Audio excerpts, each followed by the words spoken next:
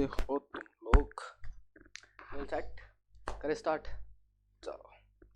So part, God bless you. So part A हम लोगों ने कंप्लीट करने की कोशिश करी है बेटा। जितना पार्ट ए में मैंने करवाया, 2 या 3 क्वेश्चन तुम लोगों को करवा के दिए हैं प्रीवियस लेक्चर में। तो अभी जो आज का मेरा टारगेट है वो ये है कि हम लोग थ्योरीज कुछ कवर कर लें। ठीक है, 2 या 3 थ्योरीज हैं जो एग्जाम में बहुत ही ज़्यादा इंपॉर्टेंट आती हैं तुम लोगों को। तो आज का हमारा टारगेट है कि हम लोग थ्योरीज जो हैं वो कवर कर लेंगे। ठीक है, इसके साथ भी तुम्हारा पोर्शन काफ़ी, मैं कहता हूँ 70 to 80% यहाँ पे पोर्शन तुम्हारा काफ़ी ख़त्म हो चुका है। बाकी देखेंगे जो इंपॉर्टेंट रहेगा वो आगे आगे करते रहेंगे। तो आज थ्योरीज को कंप्लीट करते हैं। ठीक है, जो एग्ज़ाम में बहुत बार आई हैं। ठीक है, इस बार भी शायद आने के चांसेस रहेंगे इनके। तो सबसे पहली जो थ्योरी है वो है Lewis theory of unlimited supply of labour. ठीक है बच्चे, हर एक थ्योरी को हम लोग पहले समझ लेंगे कि इसमें क्या है, फिर उसको पढ़ेंगे। क्योंकि थ्योरीज हैं तो थ्योरीज में कुछ ज़्यादा सिर पैर तो इनका होगा नहीं। ठीक है, तो इसमें क्या होगा, जो उन्होंने बोला है, जो आपके इकोनॉमिस्ट बोल कर गए हैं, तो वैसे हम लोगों को पढ़ना पड़ेगा। तो कुछ इतना वो मतलब खास रहेगा नहीं इसमें। जैसा जैसा उन्होंने बताया हुआ पहले समझ लेंगे कि हर एक थ्योरी में क्या होगा, उसको दिमाग में रख के फिर आगे कंटिन्यू करेंगे। तो सबसे पहली थ्योरी है, that is Lewis theory of unlimited supply of labour. ठीक है बच्चे, तो ये पूरी थ्योरी ना बेटा डिस्गस्ड एम्प्लॉयमेंट के ऊपर चलती है। कौन सी एम्प्लॉयमेंट? डिस्गस्ड एम्प्लॉयमेंट। ठीक है, तो डिस्गस्ड अनएम्प्लॉयमेंट के ऊपर ये सारी की सारी थ्योरी चलती है। पहले बता दो डिस्गस्ड अनएम्प्लॉयमेंट क्या होती है। जैसे कि ज़रूरत से ज़्यादा लोगों का होना। ठीक है, ज़रूरत से ज़्यादा लोगों का होना, दैट इज डिस्गस्ड अनएम्प्लॉयमेंट। सर ये कैसे? बेटा अगर मेरे खेत में लगा लो 3 बंदों के काम करने की ज़रूरत है। ठीक है, तो 3 लोग चाहिए मेरे को काम करने के लिए, लेकिन मैंने वहाँ पे लगा लो 6 बंदे रखे हुए हैं काम करने के लिए। अब 3 बंदे जो काम कर रहे थे वो तो उस खेत में अच्छी तरीके से काम कर रहे होंगे, लेकिन जब 3 बंदे एक्स्ट्रा आ जाते हैं जो कि जिनकी ज़रूरत नहीं थी काम करने के लिए, फिर भी मैंने उनको कहा क्या रख लिया, अपने वहाँ पे रख लिया। और बाद में मेरे को जब पता लगा कि यार इनके आने से कोई भी प्रोडक्टिविटी तो हो ही नहीं। क्यों? क्योंकि 3 लोग जितना काम कर रहे थे, 6 लोग मिलके भी उतना ही काम कर रहे थे, तो कोई भी बंदा एफिशिएंट काम नहीं कर पा रहा। आधे से ज़्यादा लोग क्या कर रहे हैं, आपस में गप्पे मार रहे हैं। तो मैंने क्या करा, मैंने उन 3 लोगों को बाद में क्या कर दिया, निकाल दिया। तो जिन लोगों को मैंने निकाला, हाँ, तो जिन लोगों को मैंने क्या करा, निकाला वहाँ से। जिन लोगों को मैंने निकाला, डैट इज को डिस्गस्ड अनएम्प्लॉयमेंट। क्योंकि उनको इसलिए निकाला गया क्योंकि एक्सेसिव एम्प्लॉयमेंट हो चुकी थी, जितनों की रिक्वायरमेंट नहीं थी। तो जो जिन पर्सन की रिक्वायरमेंट नहीं है उनको जब बाहर निकाल देते हैं, that unemployment is caused, that is called as disguised unemployment.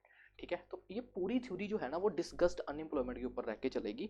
तो एक बार देख लो यहाँ पे क्या है। यहाँ पे लिखा है the principal characteristics of under developed या फिर लेस डेवलप्ड कंट्रीज।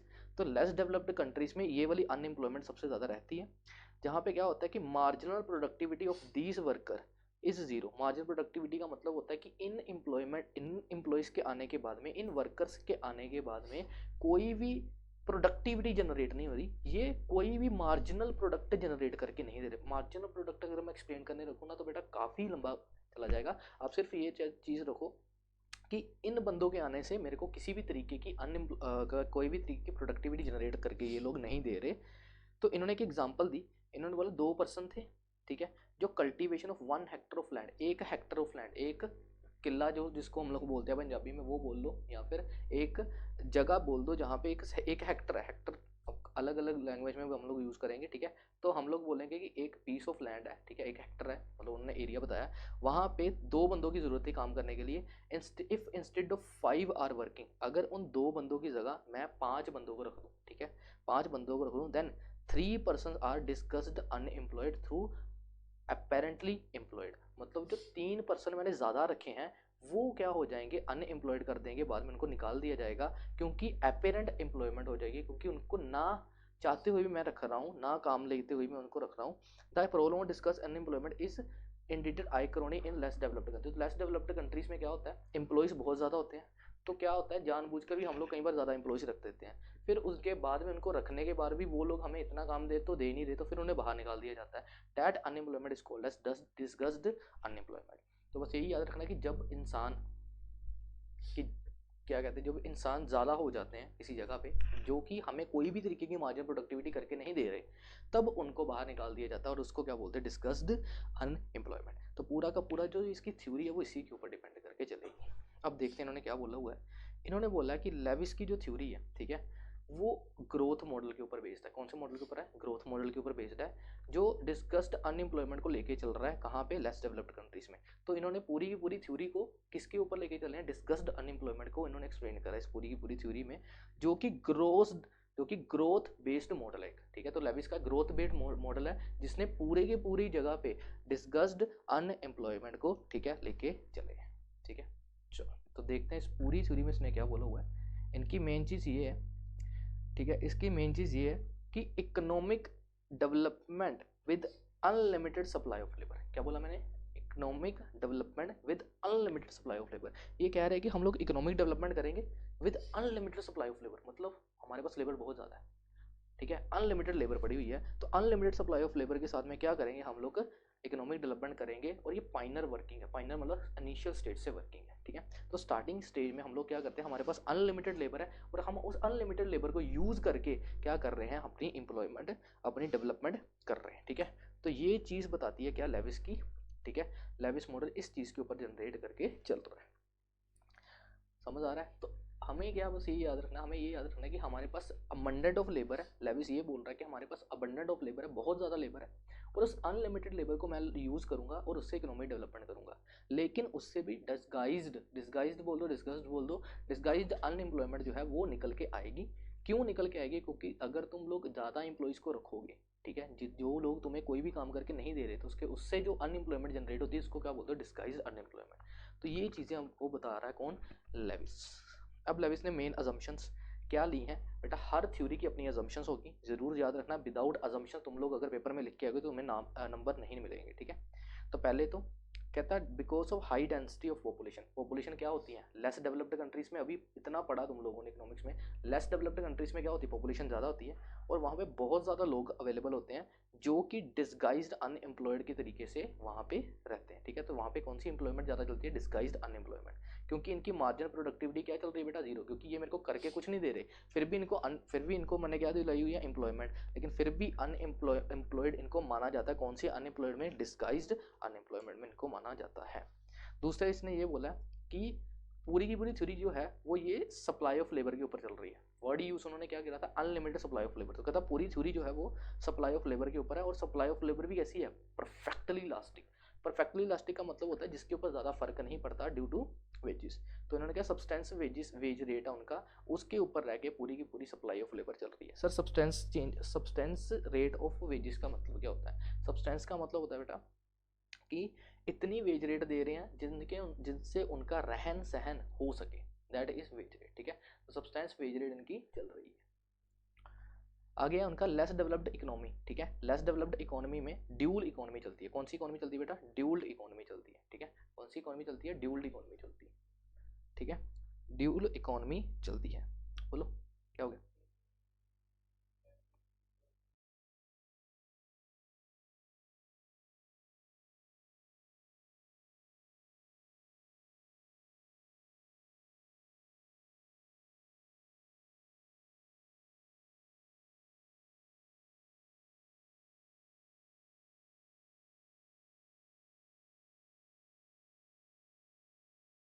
चलो भाई, सो लेस डेवलप्ड कंट्रीज में कौन सी इकोनॉमी चलती है बेटा? ड्यूल्ड इकोनॉमी चलती है। कौन सी? Dual economic. ड्यूल इकोनॉमिक का मतलब है कि वहाँ पे कैपिटलिस्टिक सेक्टर भी है और सब्सटेंसिव सेक्टर भी है, मतलब प्राइमरी सेक्टर भी है और अपना कैपिटलिस्टिक सेक्टर भी है। ठीक है, और लास्ट में क्या बोला? वेज रेट जो है वो हायर है कहाँ पे? कैपिटलिस्टिक सेक्टर में, लेकिन सब्सटेंस सेक्टर में इतना ज़्यादा हायर नहीं होता। ठीक है, बस ये चार अजम्पशन याद रखनी है। ठीक है, अब ये बेटा थ्योरी है, अब इसमें मैं अपनी तो झाड़ नहीं सकता हूँ, जो भी लिखा हुआ है उसी तरीके से हमें पढ़ना पड़ेगा। अजम्पशंस क्या है? चार अजम्पशंस है। विदाउट अजम्पशन अगर लिख के होगे तो नंबर नहीं मिलेंगे। अजम्पशंस चार है। पहले अजम्पशन यही कि लेस डेवलप्ड कंट्री में लेबर क्या है? बहुत ज़्यादा है, हायर लेवल है, हायर लेवल ऑफ लेबर है। ठीक है, और लेकिन वो फिर क्या होती है? डिस्गाइज्ड अनएम्प्लॉयमेंट आ जाती है। ठीक है, अगर ज़्यादा लेबर होगी तो वो किस में आ जाएगी? डिस्गाइज्ड अनएम्प्लॉयमेंट में आ जाएगी। क्यों? क्योंकि उनकी मार्जिन एफिशिएंसी क्या है? जीरो है। ये फर्स्ट पॉइंट है। दूसरा ये था कि उनका जो वेज रेट, जो सप्लाई ऑफ लेबर है वो इफेक्टिव नहीं इतनी होती, प्राइस से क्या कहते हैं? परफेक्टली इलास्टिक होती है, जिसमें सब्सटेंस रेट ऑफ वेजेस रहता है। कौन सा रेट रहता है? सब्सटेंस वेज रेट रहता है या सब्सटेंस रेट ऑफ वेज रहता है, वो वहाँ पे रहता है। फिर थर्ड था लेस डेवलप्ड कंट्री में ड्यूल इकोनॉमिक रहती है, और लास्ट में उन्होंने बोला जो वेज रेट है वो कैपिटलिस्टिक जगह पे ज़्यादा है as compared to subsistence sector. ठीक है, तो बस ये 4 पॉइंट है जो तुम लोगों को अजम्पशंस में याद करने हैं, ठीक है। पूरी की पूरी थ्योरी किसके ऊपर चलती है, डिस्गाइज्ड अनएम्प्लॉयड में, ठीक है। तो डिस्गाइज्ड अनएम्प्लॉयमेंट की बात यहाँ पे चलती रहेगी। फिर इन्होंने बोला कि दो ही मेन क्या होते हैं, दो मेन इनकी जो सेक्टर रहते हैं, दो मेन सेक्टर हैं लेस डेवलप्ड कंट्री के। एक होता है कैपिटलिस्टिक सेक्टर और एक प्राइमरी या फिर सब्सटेंसिव सेक्टर बोलते हैं। सर कैपिटलिस्टिक सेक्टर कौन सा होता है बेटा, ऐसा सेक्टर जहाँ पे सब कुछ हाई है, यहाँ पे सब कुछ क्या है, हाई है, हाई इनकम है, हाई लेवल है, लेवल ऑफ कैपिटल फॉर्मेशन है, हाई प्रोडक्टिविटी है, प्रोडक्शन भी ज़्यादा है, ठीक है, कैपिटल फॉर्मेशन भी ज़्यादा है और इनकम भी ज़्यादा है। तीन चीज़ें ज़्यादा, क्या, प्रोडक्शन भी ज़्यादा है, इनकम भी ज़्यादा है, कैपिटल फॉर्मेशन भी ज़्यादा है। क्या ज़्यादा है, इनकम भी ज़्यादा है, प्रोडक्शन भी ज़्यादा है और अपनी कैपिटल फॉर्मेशन भी ज़्यादा है। लेकिन अगर इन तीनों चीज़ें लो है तो वो कौन सा सेक्टर बन जाता है, सब्सटेंसिव सेक्टर। इसीलिए उन्होंने बोला कि सब्सटेंसिव सेक्टर में वेज रेट कम होता है, जबकि कैपिटलिस्टिक सेक्टर में वेज रेट क्या होता है बेटा, ज़्यादा होता है। बस इसमें से इतना ही पढ़ना, ठीक है। फिर आपके लेविस भाई ने दो ऑप्शंस दिए, ठीक है। हमारे भाई ने कितने ऑप्शंस दिए बेटा, दो ऑप्शंस दिए। किसको, एंटरप्रेन्योर। एंटरप्रेन्योर कौन होता है, बिजनेसमैन। तो बिजनेसमैन को दो ऑप्शंस दिए कि ओपन इकोनॉमी में कि पहले कि जो तुम्हारी कंट्री में, लेस डेवलप्ड कंट्री में अगर तुम्हारे पास ज़्यादा इंप्लॉयमेंट है, ज़्यादा लोग है ना हमारे पास, ज़्यादा लेबर है, और ज़्यादा लेबर होने के बाद में क्या होता है, डिस्गाइज अनएम्प्लॉयमेंट आती है। तो उसने बोला कि मेरे पास तुम्हारे लिए क्या है, दो चांसेस हैं। तुम लोग क्या करो, तुम्हारी जो ज़्यादा लेबर है ना, ज़्यादा लेबर घूम रही है, ठीक है, ये वेली घूम रही है ना, वेली घूम रही है, और ना ही तुम्हें कोई प्रोडक्टिविटी जनरेट करके दे रही है, इनकी मार्जिन एफिशिएंसी भी जीरो है ना। तो ऐसा करो, इनको माइग्रेट कर दो सच वर्कर को अदर कंट्रीज में। तो पहले तो ये कि अगर तुम्हारी कंट्री में ज़्यादा लेबर है तो उठा के इनको कहाँ पे भेज दो, माइग्रेट कर दो दूसरी कंट्री में, ठीक है। या फिर दूसरा ऑप्शन ये है कि हमारी जो कैपिटल है उसको एक्सपोर्ट कर दो, ठीक है, अदर लेस डेवलप्ड कंट्रीज में। कि मतलब तुम्हारी जो कैपिटल है, ठीक है, तुम्हारी पास जो कैपिटल, जो पैसा तुम्हारे पास है, उसको उठा के कहाँ पे फेंक दो तुम लोग, लेस डेवलप्ड, तुम्हारे से भी जो लेस डेवलप्ड कंट्रीज है, अदर लेस डेवलप्ड कंट्रीज में डाल दो। तो दो ऑप्शन हमारे भाई ने हमें दिए। पहला ऑप्शन हमें ये दिया कि तुम्हारे पास जो ज़्यादा इंप्लॉइज हैं उनको उठा के क्या कर दो, ट्रांसफर कर दो दूसरी कंट्रीज में। या फिर दूसरा ऑप्शन ये दिया कि जो कैपिटल है, ठीक है, उसको एक्सपोर्ट कर दो कहाँ पे, अदर लेस डेवलप्ड कंट्रीज में, ठीक है। ये दो ऑप्शंस हमें दिए गए थे। फिर लेविस भाई ने ये भी बताया कि एक ऑप्शन है प्रोसेस ऑफ कैपिटल फॉर्मेशन का। कैपिटल फॉर्मेशन कैसे होती है, पूरा चैप्टर तुम लोगों के लिए बनाया हुआ कैपिटल फॉर्मेशन का, उसके देख लेना। कैपिटल फॉर्मेशन में उन्होंने ये बोला कि जो भी पैसा तुम्हें जनरेट करना है, कैपिटल जनरेट करनी है, वो कहाँ से आ सकती है, बैंक क्रेडिट से, ठीक है, बैंक क्रेडिट से ले सकते हो। बैंक क्रेडिट का मतलब बैंक से उधार लेके ले सकते हो। लेकिन इससे थोड़ी देर के लिए क्या आ जाएगी, इन्फ्लेशन। अरे बैंक से लोन लोगे तो कल को बैंक को इंटरेस्ट भी तो दोगे, तो उससे जो इन्फ्लेशन है वो आ सकती है, क्योंकि उसका इफेक्ट तुम लोग कहाँ पे डालोगे, प्रोडक्शन पे। जैसे मुझे ये बोतल बनानी है, इस बोतल को बनाने के लिए मेरे पास पैसे नहीं, तो मैं क्या करा, मैं यहाँ से लोन लेके आया हूँ और मैंने इससे ये बोतल बना दी। लेकिन अब इस लोन का इंटरेस्ट भी तो देना है, और सब कुछ इंटरेस्ट वगैरह काटने के बाद में मैं सारे पैसे कहाँ से निकालूंगा, उस इंटरेस्ट को पे करने के पैसे भी कहाँ से निकालूंगा, इस बोतल को बेच के। तो क्या इस बोतल का जो रेट है क्या वो हाई हो जाएगा, तो अगर इस बोतल का रेट हाई होगा तो इन्फ्लेशन भी तो आएगी ना, ऐसे ऐसे। तो उन्होंने बोला कि आप लोग बैंक क्रेडिट तो ले लो, लेकिन बैंक क्रेडिट से क्या होगा, स्टार्टिंग में इन्फ्लेशन का प्रेशर हो सकता है। तो ये लेविस भाई ने कुछ बातें बताई हमें। पहला कि एक तो अगर तुम्हारे पास ज़्यादा लेबर है उसके बाहर दूसरी कंट्री में भेज दो। दूसरा कैपिटल ज़्यादा है तो लेस डेवलप्ड कंट्री जो आप बाकी बची हैं वहाँ पे भेज दो। और एक और ओपिनियन उसने दिया कि आप लोग जो क्या करो, बैंक क्रेडिट ले लो कैपिटल फॉर्मेशन के लिए, लेकिन स्टार्टिंग में उसके लिए क्या होगा, इन्फ्लेशन आने के चांसेस हो सकते हैं।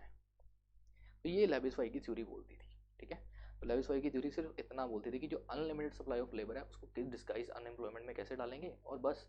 उसके बाद में उसने ऑप्शंस बताए कि किस तरीके से उसको ठीक करना है, क्या कर सकते हो आप लोग, ठीक है। अब फीचर्स हैं लेविस मॉडल के कि जो भी आपने पढ़ा अब उसको पॉइंट्स में लिखते हैं। पहला, मोबिलाइजेशन ऑफ लेबर, लेबर को मोबिलाइज कर दो, मतलब लेबर को क्या कर दो, ट्रांसफर कर दो बेस्ट जगह पे। पहले जो लेस डेवलप्ड कंट्रीज हैं उसमें आप लेबर को क्या करो, मोबिलाइज करो। कैसे मोबिलाइज करना है, सब्सटेंसिव सेक्टर कौन सा था बेटा, जहाँ पे सब कुछ लो था, वहाँ से उठा के उनको ट्रांसफर कर दो। कहाँ पे ट्रांसफर कर दो बेटा, कैपिटल सेक्टर में, ठीक है। तो इनको बोलते हैं मोबिलाइज कर देना, कि अगर मेरा पैसा, अगर मेरी कोई चीज़, अगर मेरे एम्प्लॉयज वेस्ट हो रहे हैं तो उनको वेस्टफुल जगह से उठा के किसी प्रोडक्टिव जगह में डाल देना, that is called as mobilisation of labour, ठीक है। तो उन्होंने यही बोला कि पहले जॉब्स ऑफर करो उनको कैपिटलिस्टिक सेक्टर में, ठीक है। दूसरा, वुमन वर्कर को भी क्या करो, ऑफर करो, क्या जॉब्स कहाँ पे, कैपिटलिस्टिक सेक्टर में। और इसी तरीके से आपकी वर्क फोर्स क्या हो जाएगी, इंक्रीज हो जाएगी कहाँ पे, कैपिटलिस्टिक सेक्टर में, ठीक है। तो ये चीज़ें उन्होंने बताई कि सबसे पहले अपने लेबर को क्या कर दो, मोबिलाइज करना सिखाया। कहाँ, किसने सिखाया, ये किसने सिखाया था, ये सिखाया लेविस भाई ने, ठीक है। फिर उन्होंने बोला कैपिटलिस्टिक सेक्टर, ठीक है, लेस डेवलप्ड कंट्रीज में डिमांड क्या है, लेबर की ज़्यादा है, ठीक है, ज़्यादा डिमांड है लेबर की, ठीक है। और owing to increase the investment in the capital sector. तो उससे क्या होगा कि कैपिटल सेक्टर में हम लोग इन्वेस्टमेंट ज़्यादा कर पाएंगे। अगर हमारे पास लेबर ज़्यादा है तो हम लोग कैपिटल सेक्टर में ज़्यादा इन्वेस्ट कर पाएंगे। स्टार्टिंग में उन्होंने यही बोला कि sector starting drawing the labour from the substantive sector, और यही सेम पॉइंट ऊपर वाला रिपीट करा है कि हम लोग क्या कर रहे हैं, हम लोग सब्सटेंसिव सेक्टर जो जो जहाँ पे सब कुछ कम है वहाँ से लेबर क्या कर रहे हैं, विड्रॉल कर रहे हैं, और कहाँ पे फेंकी जा रहे हैं बार बार, कैपिटलिस्टिक सेक्टर में। दोनों पॉइंट को घुमा के बनाया हुआ है। पहले पॉइंट में सिर्फ ये बताया कि अपने लेबर को मोबिलाइज करवा दो, और कैसे मोबिलाइज करना है, सब्सटेंसिव से निकालना है और कैपिटल में डालना है, बस। और दूसरे पॉइंट में भी यही है, कैपिटलिस्टिक सेक्टर आएगा। कैपिटलिस्टिक सेक्टर में क्या करोगे आप लोग, सब्सटेंसिव से विड्रॉल करोगे अपनी लेबर, और उस लेबर को कहाँ पे डालते रहोगे, कहाँ पे डालते कोई, कैपिटल सेक्टर में। शाबाश, ठीक है। अच्छा, ये डायग्राम है, हो सके तो इसको बना के आना, ठीक है, क्योंकि ये देखो कुछ नहीं करा हुआ इन्होंने, क्या करा हुआ इन्होंने, 3 लाइनें खींची हुई हैं, जैसे याद रहेगा वैसे याद करके इसको कैपिटलिस्टिक सेक्टर में बना देना, थोड़ा इंप्रेशन बढ़िया बन जाता है कि उसको, उनको लगता है कि इन्होंने पढ़ा हुआ है, ठीक है। करना क्या है, बस 3 लाइनें तो खींचनी है, ठीक है, ABCD बनानी है। तो ABCD तो वैसे भी खेलने में तुम लोग माहिर हो, है ना।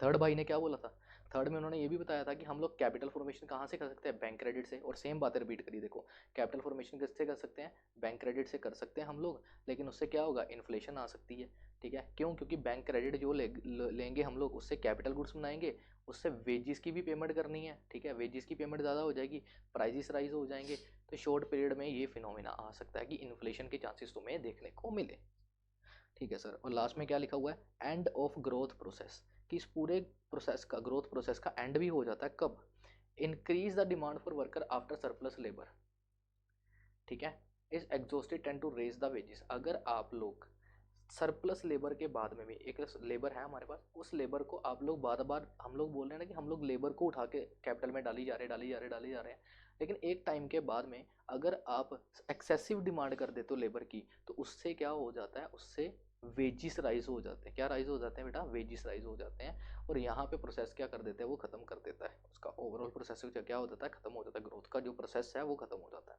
फिर प्रेशर ऑफ पॉपुलेशन सीज, जो भी पॉपुलेशन के ऊपर जो प्रेशर है वो सीज हो जाता है। क्यों, सब्सटेंसिव सेक्टर जो लो सेक्टर था, वहाँ पे वेज रेट क्या हो जाती है, राइज हो जाती है to the level of capitalistic rate, ठीक है। तो क्या कर रहा है उन्होंने, कहते हैं पॉपुलेशन का प्रेशर वहाँ पे खत्म हो जाता है। क्यों, क्योंकि जब वो लोग कहाँ से, सब्सटेंसिव सेक्टर से निकल के कैपिटल सेक्टर में जाते हैं, ठीक है, तो वहाँ पे उनको ज़्यादा लेबर मिल जाती है as compared to subsistence sector, ठीक है। तो वहाँ पे जो वेज रेट है वो क्या होता है आपका, हायर होता है। तो पहले वहाँ पे लो रेट मिल रहा था, वहाँ पे हायर है, तो इसीलिए पॉपुलेशन के ऊपर जो प्रेशर है वो क्या हो जाता है, कम। पहले पॉपुलेशन के ऊपर प्रेशर क्यों था, क्योंकि उनके पास पैसा नहीं था, क्योंकि उनकी प्रोडक्टिविटी कम थी। लेकिन अब पॉपुलेशन के ऊपर प्रेशर क्या हो जाएगा, कम, क्योंकि जब हम सब्सटेंसिव से उठा के उनको कहाँ फेंक दें, कैपिटल में, तो वो जो सारी चीज़ें उनको नहीं मिल रही थी, अब वो सारी चीज़ें उनको मिलना शुरू हो जाएगी। फिर marginal productivity of labour is expected to rise. जो पहले मार्जिनल अपनी क्या थी, प्रोडक्टिविटी थी, वो जीरो थी, मार्जिन एफिशिएंसी जीरो थी ना सब्सटेंसिव सेक्टर में। अब उसको उठा के उन्होंने मार्जिन एफिशिएंसी को कहाँ फेंक दिया, सब्सटेंसिव सेक्टर में, तो वहाँ पे भी ग्रोथ क्या हो जाएगी, खत्म हो जाएगी। और लास्ट में बस 3 ही पॉइंट पढ़ लो, बहुत है। एंड ऑफ ग्रोथ प्रोसेस में 3 ही पढ़ लो, ठीक है। ज़्यादा पढ़ोगे ना तो फिर ना क्या हो जाएगा, इकट्ठा हो जाएगा दिमाग में, तो फिर कहाँ लेके जाओगे, ठीक है। तो 4 अपने ग्रोथ प्रोसेस में 3 ही पॉइंट याद रख लेना, बस बहुत है, ठीक है भाई। फिर capital formation through bank credit, ये फिर सेम पॉइंट रिपीट करा है। देखो ऊपर क्या लिखा था उन्होंने, capital formation through bank credit, और अच्छा ये पेज रिपीट हो गया, मेरे को लगा फिर से रिपीट कर दिया। किसने बनाई थी वीडियो पर, हाँ देख के बनाया करो, इसको काट दो, पेज रिपीट हो गया, मैं कहा सेम पॉइंट फिर कैसे आ गया। फिर आई ओपन इकोनॉमी, ठीक है। ओपन इकोनॉमी में ये सारी चीज़ें वैलिड है, जैसे माइग्रेशन ऑफ लेबर बताया था उन्होंने कि अगर तुम्हारी इकोनॉमी में ज़्यादा लेबर है तो तुम लोग क्या करो, माइग्रेट कर दो उसको, दूसरी कंट्रीज में माइग्रेट कर दो। और यहाँ फिर क्या कर दोगे, एक्सपोर्ट ऑफ कैपिटल, कि जो भी कैपिटल आपकी होम कंट्री में है उसको कहाँ पे डाल दोगे, आप लोग लेस डेवलप्ड कंट्री में कर दोगे, तो reduce the demand for labour, तो उससे क्या होगी, डिमांड फॉर लेबर क्या हो जाएगी, कम। तो ये चीज़ें बताई थी किसने, किसने बताई थी, ये लेविस भाई ने चीज़ें बताई थी। ये 5 पॉइंट थे उसके फीचर के, क्या कौन कौन से 5 पॉइंट थे देख लो एक बार फिर से। पहला पॉइंट था अपने लेबर को मोबिलाइज करो, सब्सटेंसिव से निकालो, कैपिटल में डालो। सर दूसरा, कैपिटलिस्टिक सेक्टर में आप लोग अपनी लेबर को डालो, मतलब पहले वाले पॉइंट को घुमा के लिख दिया इन्होंने, कौन सा, कैपिटलिस्टिक सेक्टर वाला। फिर वहाँ पे मैंने बोला बस एक डायग्राम बना देना ताकि पहले पॉइंट से थोड़ा डिफरेंट हो जाए। फिर उन्होंने क्या बोला, कैपिटल फॉर्मेशन करनी है, कैसे कैपिटल फॉर्मेशन कर सकते हैं, बैंक क्रेडिट से। क्या कर सकते हैं, बैंक क्रेडिट से, मतलब बैंक से लोन लो और बैंक क्रेडिट करके क्या कर लो, आप अपनी कैपिटल फॉर्मेशन कर लो। लेकिन उससे क्या होगा, आपकी इन्फ्लेशन आने के स्टार्टिंग में चांसेस हो जाएंगे, और एक टाइम के बाद में सारा का सारा ग्रोथ प्रोसेस जो है वो वहाँ पे क्या हो जाएगा, ख़त्म हो जाएगा। वो कैसे हो जाएगा, उसके 3 तरीके हैं। पहले तो एक तो डिमांड जो इंक्रीज़ कर दोगे आप लोग सरप्लस लेबर के बाद में भी, तो वेजेस हाई कर देगी वो। दूसरा, पॉपुलेशन के ऊपर जो प्रेशर है वो कम हो जाएगा क्योंकि उनको सब्सटेंसिव से उठा के कैपिटल पे डाल दिया। और लास्ट वन इज मार्जिन, जो प्रोडक्टिविटी थी पहले उनकी जीरो थी, मतलब इनएफिशिएंट थी, अब उनको क्या बना दिया गया, एफिशिएंट बना दिया गया। तो इन तरीके से ग्रोथ एंड हो जाएगी, ग्रोथ प्रेशर, ठीक है। और लास्ट में क्या था, ओपन इकोनॉमी। ओपन इकोनॉमी ने 2 चीज़ें बताई थी कि पहले आपका ये कि आप अपनी लेबर को, सरप्लस लेबर को उठा के कहाँ पे कर दो, माइग्रेट कर दो दूसरी कंट्रीज़ में, और दूसरा एक्सपोर्ट कर दो किसको, कैपिटल को। तो ये लेविस भाई ने इतनी चीज़ें हमें बताई थी, ये था लेविस थ्योरी। अब इसके क्रिटिसिज्म क्या है, 2 पॉइंट्स हैं बस देख लो। क्रिटिसिज्म मैं 2-4 ही करवाने लगा हूँ क्योंकि इतना ज़्यादा आएगा नहीं, क्योंकि पूछेंगे तो वो पूछेंगे लेविस थ्योरी बताओ और ख़त्म करो। अगर क्रिटिसिज्म आ गया, क्रिटिसिज्म का मतलब है कि तुमने पूरी थ्योरी पढ़ी है, तुम्हें इसमें से कौन कौन सी चीज़ें हैं जिनके साथ में तुम सहमत नहीं हो। मैं कौन कौन सी चीज़ों के साथ सहमत नहीं हूँ, भाई ने पहले नंबर पर बोला था कि अनलिमिटेड सप्लाई ऑफ लेबर है। बेटा कौन सी ऐसी चीज़ है जो अनलिमिटेड है, हर एक चीज़ क्या है, लिमिटेड है ना, प्यार भी लिमिटेड में मिलता है, तो लिमिटेड सप्लाई है, ठीक है, भावनाओं में नहीं बढ़ना, ठीक है। चलो, कईयों को वो भी नहीं मिलता, वेरी गुड। तो लिमिटेड स्कोप है, ठीक है। सबसे पहले क्या है, लिमिटेड स्कोप है। अनलिमिटेड सप्लाई ऑफ लेबर है, उसने बोला था अनलिमिटेड सप्लाई ऑफ लेबर है, लेकिन मैं इस बात के साथ में उसके साथ नहीं हूँ। दूसरा, मोबिलाइजेशन ऑफ लेबर, वाह, इसने बोला था कि अपनी लेबर उठाओ और लेबर को उठा के किसी दूसरी जगह पे ट्रांसफर कर दो, मतलब सब्सटेंसिव से निकालो कैपिटल में डाल दो। अरे क्या इतना आसान है क्या, एक इंसान से छोड़ के दूसरे इंसान के पास जाना, नहीं है ना। तो क्या पता अगले के पास जाके हम लोग वो ना हो, क्या कहते हैं, सेटिस्फाइड ना हो, कंफर्टेबल ना हो। तो इसने ये बोला था कि mobility of labour is not easy. उसने तो बोलते मोबिलाइज कर दो, लेबर को उठा के इधर से उधर डाल दो, लेकिन मोबिलिटी इतनी आसान नहीं है जितना बोला जाता है, क्योंकि दूसरी कंट्री में भी जाएंगे अगर वो लोग, तो वहाँ के अलग रिलीजन है, अलग क्या कहते हैं सिस्टम है सारा, उनकी लैंग्वेज अलग है, तो उनको ईजी इतना नहीं हो पाएगा, ठीक है। फिर constant substance wages is not possible. अगर आप लोग एक बंदे को उठा के दूसरी जगह पे भेज रहे हो, तो कांस्टेंट जो आपकी वेजेस हैं, जो कांस्टेंट रेट पे थी, उसको कांस्टेंट रख पाना पॉसिबल नहीं है, क्योंकि आप लोग उनको ट्रांसफर कर रहे हो। तो जब लेबर माइग्रेट होगी, ठीक है, from subsistence to capital sector, ठीक है, तो उस वक्त जो स्टेबिलिटी है उनकी जो वेजेस में, वो स्टेबल नहीं रहेगी, वो चेंजेस तो ज़रूर होंगी, ठीक है। फिर लैक ऑफ स्किल्ड वर्कर, हर बार ज़रूरी नहीं होता कि आपके पास जो वर्कर हैं वो स्किल्ड हों, ठीक है ना, अनस्किल्ड वर्कर भी तो अवेलेबल होते हैं। फिर उसके बाद में उन्होंने बोला लैक ऑफ एंटरप्रेन्योर, कई बार ऐसा होता है कि आपके एंटरप्रेन्योर ही इतने नहीं है, तो आपकी अनलिमिटेड सप्लाई ऑफ लेबर जो इनका कंसेप्ट इन्होंने बोला था, तो उसका क्या करेंगे आप लोग, ठीक है। तो लेबर तो आपके पास एक्सेसिव है, ठीक है, मैं मान गया तुम्हारे पास लेबर बहुत है, लेकिन उस लेबर का क्या करोगे अगर हमारे पास एंटरप्रेन्योर ही नहीं है, क्योंकि एंटरप्रेन्योर ही तो उनको क्या देगा, एम्प्लॉयमेंट प्रोवाइड करवाएगा, समझे। फिर unequal distribution of income and wealth, वाह, ये पॉइंट, ये तो तुम्हारा फेवरेट पॉइंट है ना यार। आंखें बंद करोगे तो तुम्हें ये तो याद आना चाहिए। रात को मैं तुम्हें 12 बजे का 2 बजे फ़ोन करूँ तब भी तुम्हें एक पॉइंट तो याद करना ही करना है, कौन सा, unequal distribution of income and wealth. Sir हम लोग बोलेंगे, है ना। तो unequal distribution of income and wealth की आखिर जो इनकम लेवल है, ठीक है, वो डिस्ट्रीब्यूट, रिच ज़्यादा रिच हैं, पुअर ज़्यादा पुअर हैं, क्यों है तुम्हें पता है, तो वही सारा सेम पॉइंट यहाँ पे लिखा हुआ है। Inflation is not self liquidated, इसको रहने दो। और कौन सा करोगे, कौन सा है, हाँ, saving is not done by the capitalistic sector. Capitalistic sector जो है वो सेविंग इतनी नहीं करता, क्योंकि जितना भी पैसा वो लगाएगा वो सारा का सारा क्या करता है, आगे इनकम जनरेट करता है, तो वहाँ पे सेविंग्स अवेलेबल नहीं होती। तो ये कुछ क्रिटिसिज्म थे जो इसकी थ्योरी में इसने बोला, मतलब कि बोला कुछ और है, लेकिन इनके वहाँ पे ये चीज़ें फिट नहीं बैठती, क्योंकि ये चीज़ें वहाँ की चीज़ों को क्रिटिसाइज कर रही हैं कि आपने जो बोला था हम उसके साथ में सहमत नहीं। तो ये पूरा का पूरा क्या था, लेविस मॉडल। अब एक बात तो मैं बता दूं, लेविस मॉडल में सिर्फ डिस्गाइज्ड अनएम्प्लॉयमेंट को याद रखना कि डिस्गाइज्ड अनएम्प्लॉयमेंट, अगर तुम्हें पता है कि वो ये थी कि एक्सेसिव एम्प्लॉयमेंट है मेरे पास में, वो लोग मेरे को एफिशिएंसी तरीके से काम नहीं कर रहे, उस वो लोग जब एक्सेस लोग मेरे पास बैठे हैं उनको बोलते हैं डिस्गाइज्ड अनएम्प्लॉयड, ठीक है। उसके बेस के ऊपर इस बंदे ने थ्योरी बना दी सारी की सारी, और हमें पढ़ाने के लिए दे दी, और तुम्हें पढ़ने के लिए दे दी, है ना। तो चलो क्या कर सकते हैं, जो भी है मेरा पति मेरा देवता है ना। पढ़ना तो पड़ेगा क्योंकि एग्ज़ाम में तो लिखने को बनेगा। तो ये पहली थ्योरी तुम्हारी यहाँ पे ख़त्म होती है, ठीक है। फिर आते हैं आपके Rostow theory of stage of growth, ठीक है। रोस्टो भाई आएंगे, कौन आएंगे, रोस्टो भाई। रोस्टो भाई थोड़े अच्छे हैं, ठीक है, इनकी थ्योरी थोड़ी मज़ेदार है। चलो चलो चलो चलो चलो जल्दी स्टार्ट करते हैं। रोस्टो भाई ने क्या बोला था, अब रोस्टो भाई की बात चलेगी। तो रोस्टो भाई ने क्या बोला था, इन्होंने 5 स्टेजेस बनाए हैं, एक तो ट्रेडिशनल, एक प्री कंडीशन, टेक ऑफ, क्या बात है, और एक है मैच्योरिटी, और एक है इनकी हाई मास कंजप्शन। इन्होंने 5 क्लासिफिकेशन करी अपनी थ्योरी की, और उन्होंने बोला इन 5 तरीके से इकोनॉमिक ग्रोथ होती है। कौन कौन सी है? पहली तो ट्रेडिशनल स्टेज, पुराने ज़माने की। फिर आई प्री कंडीशन टेक ऑफ, मतलब टेक ऑफ होगा, टेक ऑफ से पहले कुछ प्री कंडीशन है। फिर आएगी टेक ऑफ वाली स्टेज, ठीक है, टेक ऑफ करेंगे हम लोग। फिर उसके बारे में मैच्योरिटी आएगी, उसके बारे में हाई मास ग्रोथ, हाई मास कंजप्शन आएगी। इन 5 चीज़ों में इन्होंने पूरी की पूरी थ्योरी को ख़त्म करा है। तो देखते हैं इनकी 5 चीज़ें कौन कौन सी हैं। मज़ेदार है ये, ठीक है, लेविस से तो मज़ेदार है, ठीक है। देखते हैं आप कौन कौन सी है। इस स्टेज में उन्होंने बोला कि per capita output very, traditional में क्या क्या चीज़ें हैं? आउटपुट लो है, ठीक है, low degree of technical know how है, 2 चीज़ें लो थी। कहता है जो पुराना ज़माना था टेक्निकल था, ठीक है, और टेक्निकल कर रहा हूँ, ट्रेडिशनल था, उसमें हमारी टेक्निकल नो हाउ मतलब टेक्नोलॉजी मेरे पास इतनी ज़्यादा खास नहीं थी, और मेरी आउटपुट भी क्या था? लो होता था, ठीक है। इस तरीके से उन्होंने ट्रेडिशनल थ्योरी को जनरेट करा, और structure is developed with in the limited production function based on new pre Newton science and technology. छोड़ो, इन्होंने सिंपल सी बात ये बोली है कि ट्रेडिशनल सोसाइटी वाले कंसेप्ट में कि हर एक चीज़ हमारे पास कम थी, पर कैपिटा इनकम कम थी, लो डिग्री थी, और टेक्निकल नो हाउ भी मेरे पास क्या था? कम था, ठीक है, low degree of technical know how था। और इस जगह पे भी उन्होंने बोला कि आखिर कैसे हम लोग डेवलपमेंट करेंगे, उसका तरीका इन्होंने बताया था कि आखिर साइंटिफिकली देखा जाए तो traditional economy is not a static economy. जो ट्रेडिशनल इकोनॉमी थी वो स्टैटिक नहीं, स्टैटिक का मतलब होता है ऐसी चीज़ जो एक ही जगह पे खड़ी हो, ठीक है। जैसे मैं ऐसे सावधान बोलते ना, ओए बंद हो गया, अच्छा सावधान करा यार मैंने, इसको क्या हो गया?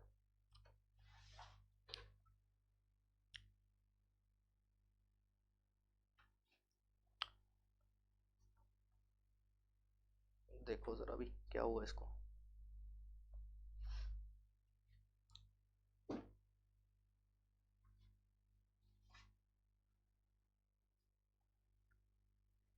आ जाएगा आ जाएगा, 2 मिनट वेट करो बेटा। हाँ, welcome back welcome back welcome back. चलो, हो गया सेट, बैठो। ये हमारा सॉफ्टवेयर है ना, ये हमें तंग किए बगैर थोड़ी रहेगा, ये हमें तंग करता रहेगा।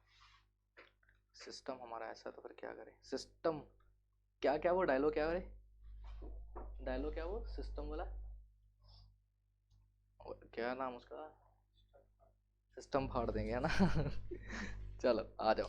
तो ट्रेडिशनल कंसेप्ट पे थे हम लोग, ट्रेडिशनल सोसाइटी में चल रहे थे, ठीक है। तो ट्रेडिशनल सोसाइटी क्या बोलती है? कहती है पर कैपिटा आउटपुट हमारा कम था, ठीक है, लो डिग्री थी, टेक्निकल नो हाउ कम था, सारी चीज़ें कम थी। और इस ट्रेडिशनल सोसाइटी में वन ऑफ दो structures developed with in the limited production function, मतलब जो आपका प्रोडक्शन फंक्शन था वो लिमिटेड लेवल पे चलता था, क्योंकि ट्रेडिशनल कंसेप्ट था हर एक चीज़ तो कम थी बेटा, आउटपुट कम था आपका, टेक्निकल नो ना हो नहीं था। तो इन्होंने ट्रेडिशनल कंसेप्ट को बोला कि ये स्टैटिक इकोनॉमी है। क्या है? स्टैटिक इकोनॉमी नहीं है, सॉरी, स्टैटिक इकोनॉमी यहाँ पे नहीं है, कि अपनी जगह पे ऐसी इकोनॉमी जो कि अपनी जगह पे खड़ी है, वैसी इकोनॉमी नहीं थी, ठीक है, ट्रेडिशनल इकोनॉमी। क्योंकि हर एक चीज़ तो यहाँ पे क्या थी? लिमिटेड सेंस में थी, और हर एक चीज़ क्या ही थी? कम थी। हर एक चीज़ लिमिटेड सेंस में थी, हर एक चीज़ तो कम थी। तो फिर यहाँ पे उन्होंने बोला कि जो ट्रेडिशनल लोग थे वो एग्रीकल्चर को प्रीडोमिनेंस मानते थे, कि सारा कुछ कहाँ पे डिपेंड करता था? उनका एग्रीकल्चर के ऊपर। और सारी एग्रीकल्चर क्या थी? बैकवर्डनेस के तरीके से चलती थी, पुराने टाइम की बात है। फिर जो भी फैमिली है, कास्ट सिस्टम था, वो प्रीफेल करता था, वो सिग्निफिकेंट था। सबसे ज़्यादा जो चलता था वो क्या चलता था? फैमिली और कास्ट सिस्टम चलता होता था। पॉलिटिकल पावर सबसे ज़्यादा थी, ठीक है। पॉलिटिकल पावर का मतलब है कि कुछ लोग ऐसे थे सोसाइटी में जो पूरा का पूरी पावर को क्या रखते थे? अपने पास कंट्रोल में रखते थे। टेक्नोलॉजी इनके पास इतनी ज़्यादा कुछ खास नहीं थी, वैसे पहले पढ़ा हम लोगों ने। और लिमिट ऑफ डेवलपमेंट, जो डेवलपमेंट थी वो भी एक लिमिट तक थी, मतलब इतनी ज़्यादा डेवलपमेंट भी नहीं हो पाती थी, क्योंकि सारी चीज़ें तो क्या थी बेटा? कम थी। तो ये तुम्हारी सोसाइटी थी, कौन सी? Traditional society. 5 चीज़ें हैं, कौन सा? एग्रीकल्चर सबसे ज़्यादा डोमिनेट है, लेकिन वो भी क्या है? बैकवर्ड तरीके से चल रहा है। फिर उन्होंने बोला सबसे ज़्यादा क्या चलता था? कास्ट सिस्टम चलता था, होता था, और फैमिली सिस्टम चलता था। पॉलिटिकल पावर सबसे ज़्यादा थी, ताकतवर लोग कुछ लोग थे।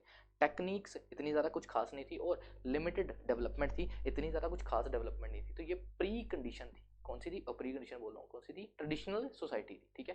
कौन सी सोसाइटी थी? ट्रेडिशनल सोसाइटी थी। फिर आती है pre condition, pre condition take off. अब इसमें क्या हुआ? धीरे धीरे करके डेवलपमेंट होनी शुरू हुई, ठीक है, ग्रोथ होनी शुरू हुई धीरे धीरे करके। इन्होंने बोला कि the stage of economic growth last near 100 years, तो कुछ लास्ट 100 ईयर के पास में चले जाए तो वहाँ पे प्री कंडीशन टेक ऑफ देखने को मिलेगा आपको। इस कंडीशन में क्या किया जाता था, कंड्यूसिव टू द ग्रोथ, ये ग्रोथ को कंड्यूसिव, कंड्यूसिव का मतलब होता है जो हमें ग्रोथ की तरफ लेके जाए, ठीक है। This stage condition are created conducive to the growth, ठीक है। तो ये स्टेज क्या करती थी, हमें ग्रोथ की तरफ लेके जाती थी, ठीक है। ये सेकंड स्टेज थी, ठीक है, ये सेकंड स्टेज थी जिसको प्री कंडीशन टेक ऑफ बोला गया, और इसने डेवलप्ड करा इकोनॉमी को धीरे धीरे करके। अब इसके फीचर्स क्या है कि आखिर इसने कैसे डेवलप करा। इन्होंने बोला कि हम लोग अब एग्रीकल्चर के ऊपर क्या रहेंगे, लेस डेवलप्ड रहेंगे, कि ट्रेडिशनल ज़्यादा डेवलप उसके ऊपर डिपेंड करता था, हम लोग इंडस्ट्री, ट्रेड, ट्रांसपोर्ट इनके ऊपर जाएंगे। मतलब अगर सिंपल भाषा में बोलूँ तो ट्रेडिशनल वाला ना प्राइमरी सेक्टर, जैसे तुम लोग अभी पढ़ के आए प्राइमरी सेक्टर पे डिपेंडेंट करता था, और ये प्री टेक ऑफ वाला जो है ये सेकेंडरी की तरफ जा रहा है, धीरे धीरे करके सेकेंडरी की तरफ जा रहा है, इंडस्ट्री वगैरह की तरफ जा रहा है, ठीक है। फिर उन्होंने बोला आउटलुक एंगेज एनलार्ज आउटलुक है। एनलार्ज आउटलुक का मतलब कि ये इंटरनेशनल डेवलपमेंट के ऊपर जा रहा है, कि मतलब नेशनल और इंटरनेशनल आउटलुक के साथ में भी ये लोग चले, मतलब ग्लोबलाइजेशन करने का इन्होंने सोचा। फिर सोशल कोस्ट, सोशल कोस्ट मतलब रोड, डैम, ऐसी चीज़ें बनानी इन्होंने शुरू करी, मतलब इंफ्रास्ट्रक्चर के ऊपर खर्चा करना इन्होंने शुरू कर दिया। बर्थ रेट डिक्लाइन हो गई। सर बर्थ रेट डिक्लाइन होगी इसका मतलब क्या होता है, डेथ रेट डिक्लाइन होना, ही तो चलो समझ में ना, बर्थ रेट डिक्लाइन हो गई ये क्या मतलब हुआ, पढ़ो जरा। Birth rate starting declining in this stage, इस स्टेज में बर्थ रेट डिक्लाइन हुए थे, क्यों, this is because the demand for workers start declining, workers की डिमांड डिक्लाइन होना शुरू होगी, तो people are less desirous to enlarge the family, कि पहले इस जगह पे जो जो आपकी डिक्लाइनिंग स्टेज क्यों आई है बर्थ रेट की, क्योंकि जो वर्कर्स थे उनकी जो डिमांड है वो कम होनी शुरू होगी। जब वर्कर की डिमांड कम होनी शुरू होगी तो लोगों के सिर के ऊपर खर्चा ज़्यादा होना शुरू कर गया, तो लोगों ने सोचा कि यार अब जो परिवार है हम लोग नहीं बढ़ाएंगे, हम लोग परिवार कम बढ़ाएंगे, तो फैमिली साइज को उन्होंने कम करना शुरू कर दिया, इसलिए बर्थ रेट जो थे वो इस टाइम पे क्या हो गए थे, कम हो गए थे, ठीक है। फिर इन्होंने पॉइंट बोला हुआ है कौन सा, कैपिटल फॉर्मेशन, ठीक है। कैपिटल फॉर्मेशन थोड़ी सी इंप्रूव करी इन्होंने, nearly 10% of gross national product were diverted toward the investment, मतलब इन्होंने 10% अपना कहाँ पे डाला था, इन्वेस्टमेंट में डाला था, ठीक है। 10% कहाँ पे डाला था इन्होंने, इन्वेस्टमेंट में डाला था, ठीक है, कि जितना भी आप लोग पैसा कमाओगे उसका 10% आप क्या करोगे, आगे इन्वेस्ट करोगे। इन्होंने ये समझाया था कि हम इस तरीके से कैपिटल फॉर्मेशन करेंगे, ठीक है। और increase the rate of investment, और इन्वेस्टमेंट क्या कर दी थी इन्होंने, मशीनरी वगैरह में, पर कैपिटा में इन्होंने अपनी इन्वेस्टमेंट क्या करी, थोड़ी सी बढ़ाने की कोशिश करी। तो ये इन्होंने करवाया था कब, प्री टेक ऑफ में, किसमें, प्री टेक ऑफ में, ठीक है। तो प्री कंडीशन टेक ऑफ में ये सारी चीज़ें चल रही थी। तो पहली कौन सी थी, ट्रेडिशनल, ट्रेडिशनल में सब कुछ कम था, एग्रीकल्चर तुम्हारा डोमिनेंट चलता था, पॉलिटिकल पावर बड़ी ज़्यादा थी, टेक्निक्स इतनी ज़्यादा कुछ खास नहीं थी, और लिमिटेड डेवलपमेंट थी। लेकिन प्री कंडीशन में उन्होंने बोला कि हम लोग एग्रीकल्चर पे कम होके हम लोग इंडस्ट्री की तरफ जाएंगे, हम लार्ज आउटलुक के साथ में मतलब नेशनल से इंटरनेशनल लेवल पे जाएंगे, हम लोग सोशल कोस्ट मतलब कि हम लोग सोशल इंफ्रास्ट्रक्चर के ऊपर खर्चा करेंगे। बर्थ रेट डिक्लाइन हो गए थे, क्यों, क्योंकि वर्कर्स की डिमांड कम हो गई थी, और उन्होंने उस वक्त फैमिली साइज को बढ़ाना क्या कर दिया था, कम कर दिया था। एंड द कैपिटल फॉर्मेशन में उन्होंने बोला था कि 10% जितना भी कोई कमाएगा वो 10% कहाँ पे जाएगा बेटा, कैपिटल फॉर्मेशन में जाएगा। आई नो थोड़ा सा बोरिंग है, बट क्या करें, भाइयों की थ्योरी है तो भाइयों को पूरा का पूरा सपोर्ट करना है, ठीक है। जैसे भी हैं पढ़ना तो पड़ेगा, ठीक है। कुछ चीज़ें होती हैं जो कि बोरिंग रहती है, पर क्या करें, पढ़ाई है, ठीक है, मज़ा लेके तो पढ़ना पड़ेगा। चलो अब आगे टेक ऑफ स्टेज, अब कौन सी करें, टेक ऑफ स्टेज। अब टेक ऑफ स्टेज में क्या बोला गया, टेक ऑफ स्टेज में क्या बोला गया, the economy in this stage no longer remain dependent upon the other countries, it became self sustains. ओ क्या बात है, इन्होंने बोला टेक ऑफ करेंगे। टेक ऑफ का मतलब है कि पहले हम लोग दूसरों के ऊपर डिपेंड करते हैं, अब मैं सेल्फ रिलायंस बनूंगा, मैं अपने तरीके से ज़िंदगी जीऊंगा, मेरे अपने रूल्स एंड रेगुलेशन हो गए, मतलब ये लोग क्या बन रहे हैं, सेल्फ रिलायंस बनने की कोशिश कर रहे हैं, सेल्फ सस्टेन बनने की कोशिश कर रहे हैं, कि जो चीज़ें हम पहले मैं बाहर से मंगवाता था, बाहर से हम लोग इम्पोर्ट करते थे, हम लोग उसको इम्पोर्ट ना करके हम लोग खुद बनाएंगे, और उस स्टेज को क्या बोला गया, टेक ऑफ स्टेज बोला गया। तो ये तीसरी कंडीशन थी। अब टेक ऑफ स्टेज में क्या है, इन्वेस्टमेंट 10% से ज़्यादा बढ़ेगी, मतलब 10% से ज़्यादा हम लोग इन्वेस्ट करेंगे, क्या, जितना भी rate of population, growth rate of population है, मतलब growth rate of population should exceed, national income should exceed growth rate of population, मतलब जितनी तुम्हारी पॉपुलेशन है उससे ज़्यादा तुम्हारी इनकम होनी चाहिए, नेशनल इनकम उससे ज़्यादा होनी चाहिए। अगर मेरी पॉपुलेशन जो है पॉपुलेशन जो है वो 100 करोड़ है, तो 200 करोड़ हमारी क्या होनी चाहिए, इन्वेस्टमेंट होनी चाहिए। तो मतलब इन्वेस्टमेंट हमारी ज़्यादा होनी चाहिए एज कम्पेयर टू हमारी ग्रोथ रेट ऑफ पॉपुलेशन से, ठीक है। तो पहला पॉइंट तो इन्होंने ये था कि इन्वेस्टमेंट इन्होंने ज़्यादा करी, और इन्वेस्ट ज़्यादा करके इन्होंने अपनी कितनी इन्वेस्टमेंट करी, अपनी नेशनल इनकम इन्होंने ज़्यादा रेज करी, किससे, पॉपुलेशन से भी ज़्यादा, ठीक है। फिर इन्होंने डेवलप करा, किन किन को डेवलप करा, पहले तो प्राइमरी सेक्टर को डेवलप करा, ठीक है, फिर सप्लीमेंट्री ग्रोथ करी, और फिर इन्होंने ड्राइव्ड ग्रोथ करी। तीन तरीके की इन्होंने डेवलपमेंट करी। सबसे पहली डेवलपमेंट थी प्राइमरी सेक्टर में, दूसरी थी इन्होंने सप्लीमेंट्री, और थर्ड थी इनकी ड्राइव्ड। प्राइमरी सेक्टर में इन्होंने बोला कि हम लोगों ने प्राइमरी सेक्टर में न्यू इनोवेशन और टेक्निक और प्रोडक्शन लेके आएंगे, ठीक है। और इंग्लैंड में ये सबसे पहली हुई थी, इंग्लैंड में सबसे पहले हुई थी, क्या थी, प्राइमरी ग्रोथ सेक्टर। तो प्राइमरी ग्रोथ सेक्टर में न्यू इनोवेटिव टेक्नोलॉजी लेके आएंगे, ठीक है। सप्लीमेंट्री सेक्टर में इन्होंने बोला कि हम लोग बाकी के सेक्टर के ऊपर भी खर्चा करेंगे, जैसे कि रेलवे वगैरह ऐसी फैसिलिटी देना शुरू करेंगे, और कोल आयरन ऐसी इंडस्ट्रीज को भी हम लोग बढ़ाएंगे। तो प्राइमरी में इन्होंने क्या बोला, नई टेक्निक लेके आएंगे। दूसरे में इन्होंने बोला कि हम लोग रेलवे वगैरह, इंफ्रास्ट्रक्चर वगैरह ऐसी चीज़ों के ऊपर भी खर्चा करेंगे, that is supplementary growth. And derived growth sector जो है वो कौन सा था, जहाँ पे आप लोगों की नेशनल इनकम इंक्रीज हो रही है, ठीक है।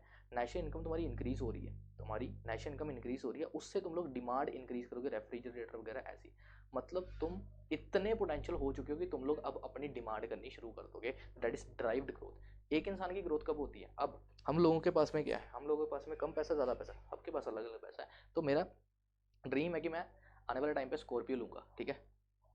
तो क्या दिस इज माई डिमांड कि कल को मैं ये चीज़ खरीदना चाहता हूँ, ठीक है। फिर उसके बाद मेरी डिमांड है कि उसके बाद मैं फॉर्च्यूनर लेनी है।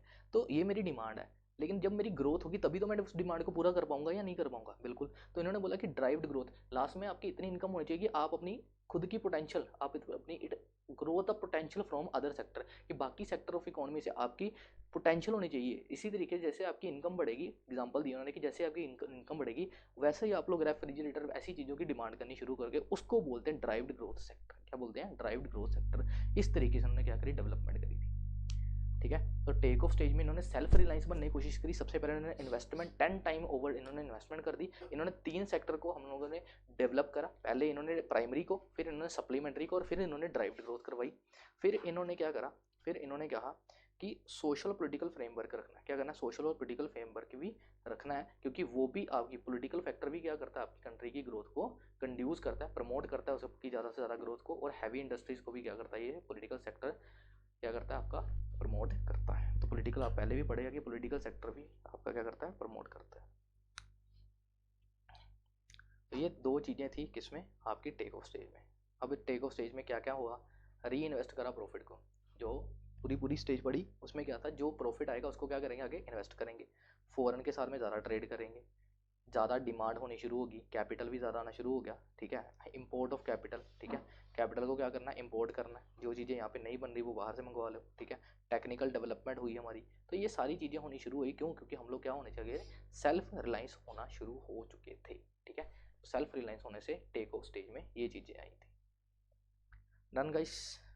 तो बस ये चीज़ है। आगे सस्टेन, सेल्फ सस्टेन स्टेज है। सेल्फ सस्टेन में कुछ भी नहीं है, एक मैच्योरिटी स्टेज आ जाती है जब आप लोग क्या हो जाते हो, सेल्फ सस्टेन, मतलब खुद अपने आप में आत्मनिर्भर हो जाते हो। However the industry become the wide spread along the diverse application of new technology. तो जैसे नई नई टेक्नोलॉजी आएगी उसी तरीके से आपकी जो इंडस्ट्रीज़ है वो ज़्यादा ग्रो करनी शुरू हो जाएगी, ज़्यादा वाइड होनी शुरू हो जाएगी, ठीक है। पहले ओनली लिमिटेड स्टेज थी, न्यू इंडस्ट्री आर इस्टेब्लिश, अब क्या होगी, न्यू इंडस्ट्री स्टैब्लिश होनी शुरू हो जाएगी, that is self sustain stage, जहाँ पे आप लोग आत्मनिर्भर होकर अपनी ज़्यादा इंडस्ट्रीज खोलते हो और खुद वो चीज़ें बनानी शुरू करते हो जो चीज़ें बाहर की कंट्रीज बना रही हैं। इसमें से भी दो तीन पॉइंट्स याद करने, जैसे ये लास्ट के 3 पॉइंट्स हैं, इसको देख लेना, ठीक है। एक आधा पॉइंट ये देख लेना, बस 2 3 पॉइंट मेन जो याद करने वो 3 ही याद करने, पहली वाली स्टेज ट्रेडिशनल, दूसरी वाली स्टेज आपकी प्री कंडीशन टेक ओवर, और बाद में टेक ऑफ स्टेज, ठीक है। इनमें से आने के चांसेस कम हो जाते हैं। 5 स्टेजेस हैं बस। और लास्ट में क्या है आपकी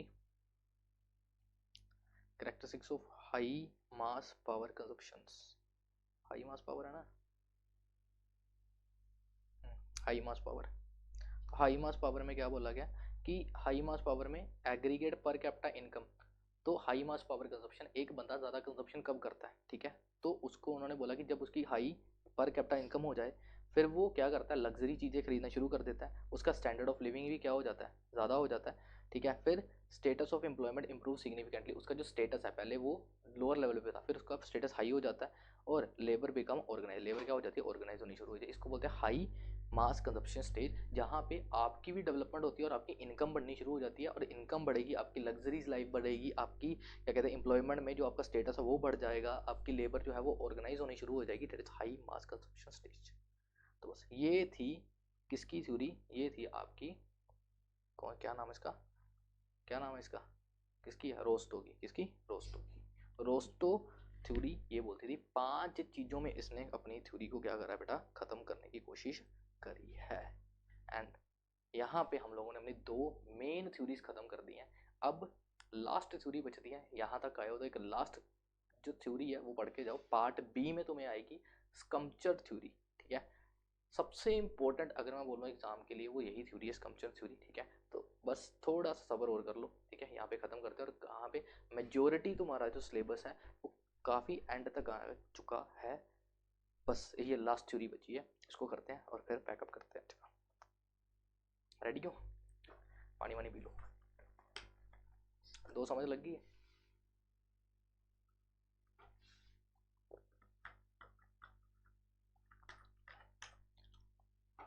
स्कम्पचर model of growth, Schumpeter model of growth. तो देखो लास्ट की थ्योरी है स्कम्पचर मॉडल ऑफ ग्रोथ। यहाँ पे इन्होंने क्या बोला है, इन्होंने बोला कि इकोनॉमी जो होता है ना, इकोनॉमी, स्कम्पचर भाई जो है हमारे, स्कम्पचर भाई ने क्या बोला है, इसने बोला कि जो आपकी इकोनॉमी है ना वो इकोनॉमिक डेवलपमेंट के साथ में चलती है। कि जो इकोनॉमी है, इकोनॉमिक डेवलपमेंट होगी तो इकोनॉमी अच्छे तरीके से चलेगी ना। तो जो आपकी इकोनॉमी होती है वो इक्विलिब्रियम में होती है। किसमें होती है, इक्विलिब्रियम में। इक्विलिब्रियम का मतलब होता है एक स्टेबल पोजीशन में, लेकिन वो चेंज हो जाती है ड्यू टू इकोनॉमिक डेवलपमेंट। कि अगर कोई चीज़ स्टेबल है वो अनस्टेबल हो जाएगी ड्यू टू इकोनॉमिक डेवलपमेंट। इसके ऊपर ये पूरे स्कम्पचर भाई ने बातें करी हैं। अब ये देखते हैं कि इन्होंने क्या बोला है। देखो, सब स्कम्पचर ने maintained that the process of economic growth is a neither gradual or nor harmonious. ठीक है, economic development is consequences of disturbance in the system. economic development disturbance करके देता है सिस्टम में। कैसे, the sense of economic development is discontinue the change in the circular flow। जो आपका circular flow चल रहा है, इजीली सर्कुलर फ्लो चल रहा है, मतलब लोग डिमांड करते हैं, डिमांड करते हैं तो लोग, इनकम होगी तो डिमांड करेंगे, तो पहले इनकम होती है, इनकम से डिमांड होती है, डिमांड जितनी होती है, जितनी डिमांड होगी उतनी ही फिर से ज़्यादा इनकम जनरेट होती है।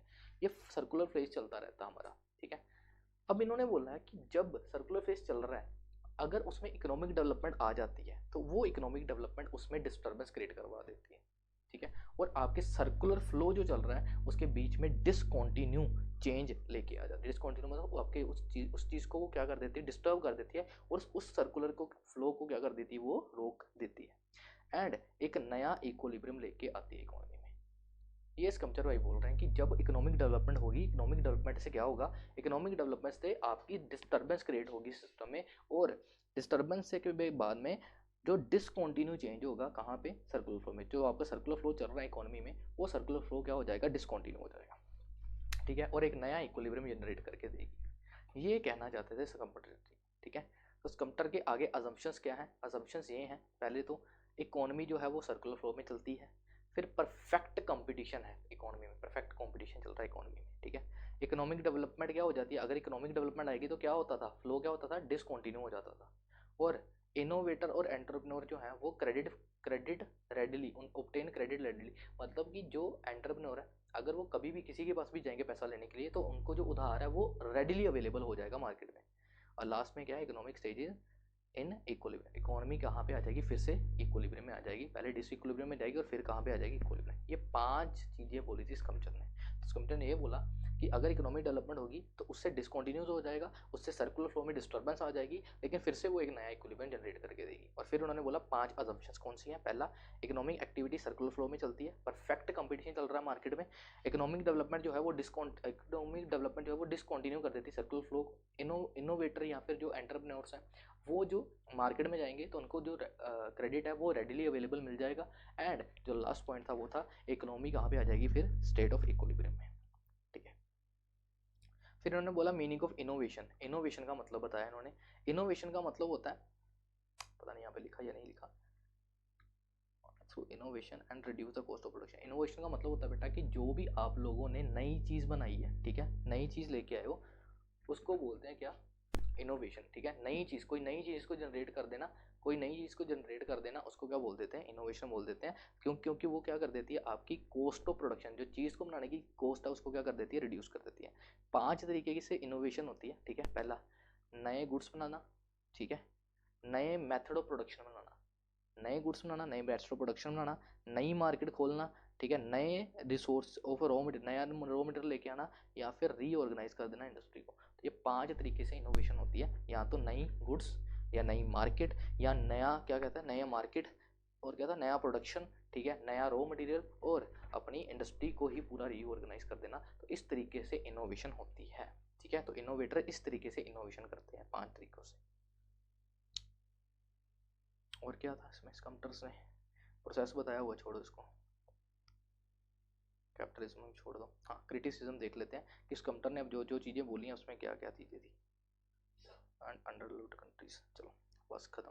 तो स्कम्प्टर ने अभी तक ये बोला कि इकोनॉमिक डेवलपमेंट जो है वो सर्कुलर फ्लो में क्या कर देती है, बाधा ला देती है, और बाद में एक नया इक्विलिब्रियम लेके आती है, और फिर उस इक्विलिब्रियम से अब फिर इकोनॉमी क्या हो जाती है, स्टेबल हो जाती है। अब क्रिटिसिज्म क्या है, पहला, undue significance of the entrepreneur and innovator. तो इसने बोला, at the present set the entrepreneur no longer act to as a innovator. तो स्टार्टिंग स्टेज होती है, वहाँ पे बिजनेसमैन इनोवेटर के तरीके से काम नहीं करते अकेला, ठीक है। The task of innovator has become specialised to job interested and specialised set of person are in a modern industry setup. तो उन्होंने बोला कि स्टार्टिंग में कोई भी बंदा अपने आप को इनोवेटर नहीं बनाता, ठीक है, एंटरप्रेन्योर के तरीके से काम करता है, ठीक है। और एंटरप्रेन्योर स्पेशलाइज्ड जॉब इंटरेस्टेड होते हैं to the specialist set of the person in whose modern industry setup, ठीक है। तो स्पेशलाइज्ड वो कहाँ पे होते हैं, जो कि जॉब में जो पर्सन रहेंगे वो इंटरेस्टेड रहेंगे कि वो लोग नई नई मॉडर्न इंडस्ट्री के साथ में सेटअप करें।